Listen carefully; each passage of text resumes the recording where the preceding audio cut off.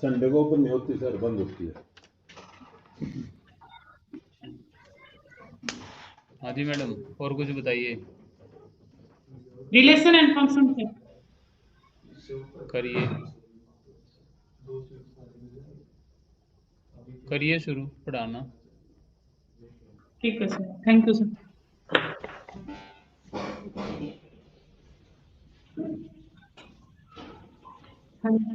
हाँ जी बच्चों, आज अपने टॉपिक है रिलेशन।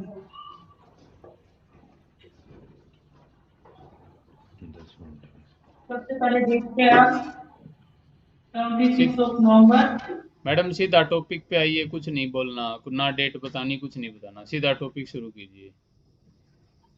ठीक है, तो सबसे पहले तो रिलेशन होता क्या है।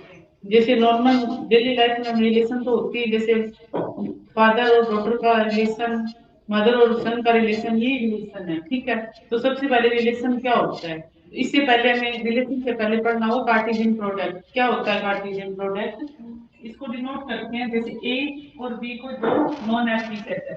ठीक है, तो ए क्रॉस बी ये होता है कार्टेशियन प्रोडक्ट। जैसे ए सेट है, इसमें नंबर है 1 2 और 3, और बी में नंबर है 4 एंड 6। ठीक है, तो ए क्रॉस बी में क्या आएगा, 1 4, 1 का 4 के साथ रिलेशन, 1 का 6 के साथ रिलेशन। ठीक है, फिर 2 का इन दोनों के साथ रिलेशन, तो 2 4 का रिलेशन, 2 6 का रिलेशन। ठीक है, फिर 3 का इन दोनों के साथ रिलेशन लेंगे। ठीक है, 3 का 4 के साथ रिलेशन और 3 का 6 के साथ रिलेशन। ठीक है, तो ये होता है कार्टेशियन प्रोडक्ट। तो रिलेशन क्या होता है, रिलेशन इस कार्टेशियन प्रोडक्ट का सबसेट होता है। ठीक है, तो रिलेशन में ये नंबर आते हैं, और जब आपसे पूछ रहे कि ए क्रॉस बी इसमें नंबर कितने होते हैं, तो क्या कहेंगे हम। जैसे ए सेट में कितने नंबर है, 3 है, और बी में कितने 2 है। तो जब हम Cartesian product number of element कितने होंगे, 3 मल्टीप्लाई 2 इक्वल टू 6। जैसे इस एग्जांपल से हमने देख भी लिया 1 2 3 4 5 6 नंबर है, उसमें टोटल नंबर कितने होंगे, 6 होंगे। और रिलेशन इससे बनाने रिलेशन में क्या होता है, रिलेशन इनका सबसेट होता है। ठीक है, और रिलेशन में नंबर ऑफ एलिमेंट्स कितने होते हैं, जैसे रिलेशन को डिफाइन करते हैं हम ए टू बी। ठीक है, तो इसमें नंबर ऑफ एलिमेंट कितने होते हैं। मैडम एक एम्प्टी रिलेशन का एग्जांपल दीजिए। एम्प्टी रिलेशन, सॉरी सर, एक एम्प्टी रिलेशन का एग्जांपल दीजिए। एम्प्टी रिलेशन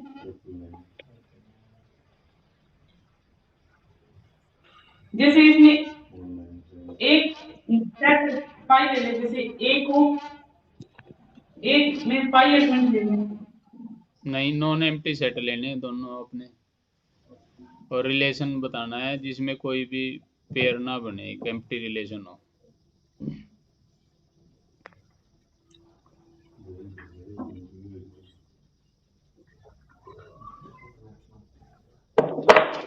जैसे रिलेशन डिफाइन कर लेते हैं ए टू बी। ठीक है, ए में क्या नंबर ले लेते हैं 1 और 3, और बी में नंबर ले लेते हैं 2 एंड 4। तो रिलेशन हम ऐसे डिफाइन कर लेते हैं, वो element x such that x equal to 2y,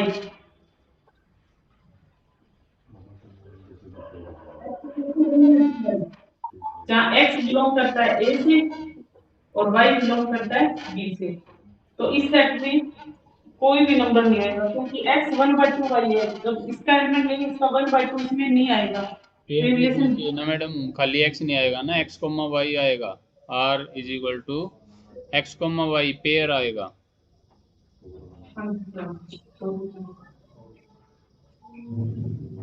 ठीक है मैडम, इक्विवेलेंस रिलेशन क्या होता है। इक्विवेलेंस रिलेशन में 3 कंडीशन होल्ड होनी चाहिए, एक तो रिलेशन रिफ्लेक्सिव होना चाहिए, सिमेट्रिक होना चाहिए और ट्रांजिटिव होना चाहिए। इक्विवेलेंस क्लास क्या होती है। इक्विवेलेंस क्लास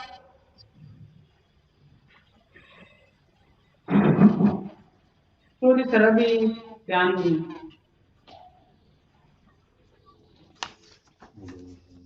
फंक्शन और रिलेशन की डोमेन में क्या डिफरेंस हो सकता है दोनों की? क्या अंतर हो सकता है कि उसकी डोमेन में ये हो सकता है और उसमें ये हो सकता है, कुछ स्पेसिफिक? जैसे अगर फंक्शन में हम डोमेन लिखते हैं तो उनकी यूनिक इमेज उनकी उसकी कोडोमेन में एग्जिस्ट होनी चाहिए फंक्शन में, लेकिन रिलेशन में ये जरूरी नहीं है सर। और भी कुछ हो सकता है?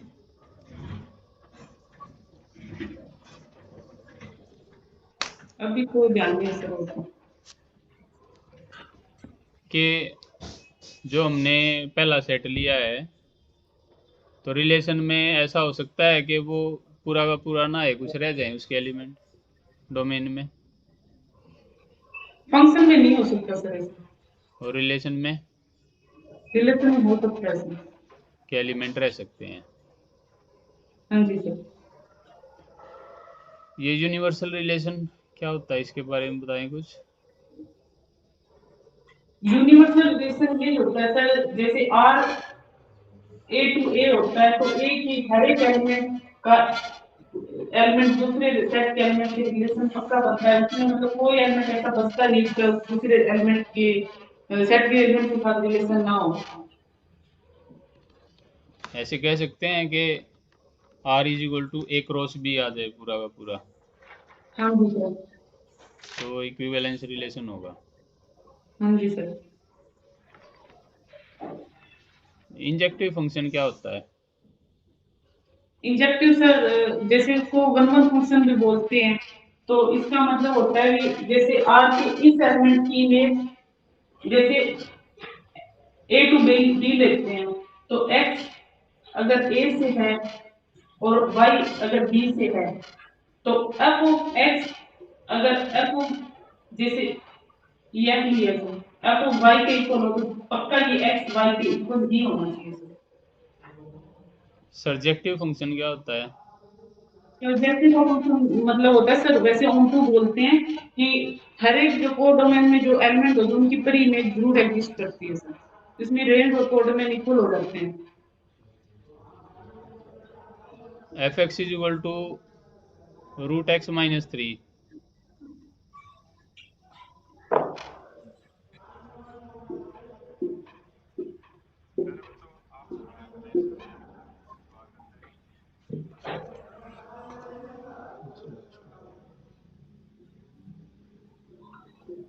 हाँ जी सर। डोमेन बताइए इसकी।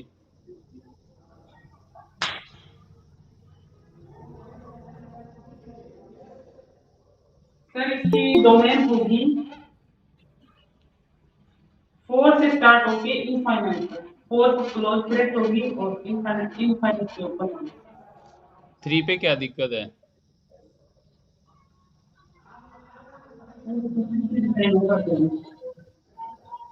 हो सकता है ना 3 भी।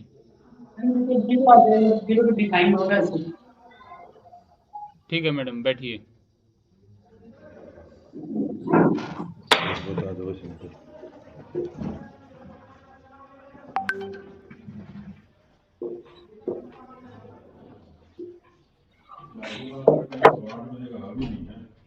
जब आप इंटरव्यू के लिए जाएंगे ना तो वहाँ ना तो आपने जैसे संबोधन में कुछ बच्चों के बारे में बताना, ना डेट बतानी है, सीधा आपको टॉपिक शुरू कर देना है। और जो बैठे हैं सामने, हाँ, वो डायरेक्ट आपको टॉपिक पे आना है। जो आप थोड़ा सा टाइम मिलेगा आपको अपना एक्सप्रेशन देने के लिए, ठीक है सर।